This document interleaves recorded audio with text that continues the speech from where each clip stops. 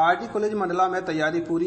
गुरुवार को प्रदेश के 82 लाख से अधिक किसानों के खाते में पहुंचेगी राशि।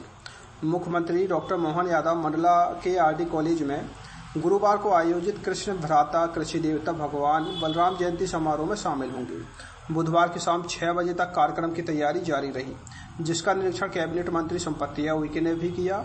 गुरुवार को मुख्यमंत्री किसान कल्याण योजना में प्रदेश के 82 लाख से अधिक किसानों को 1671 करोड़ रुपए की राशि सिंगल क्लिक के माध्यम से अंतरित की जाएगी। इसमें मंडला जिले के 1,39,197 किसानों को 28.11 करोड़ की राशि स्थानांतरित होगी। इसके साथ ही मुख्यमंत्री डॉक्टर यादव यहां आयोजित कार्यक्रम में 226.12 करोड़ रुपए की लागत राशि के कुल 24 विकास कार्यों का भूमि पूजन एवं लोकार्पण करेंगे। इसमें 202.25 करोड़ रुपए के 9 कार्यों का भूमि पूजन एवं 23.87 करोड़ रुपए के 15 कार्यों का लोकार्पण होगा।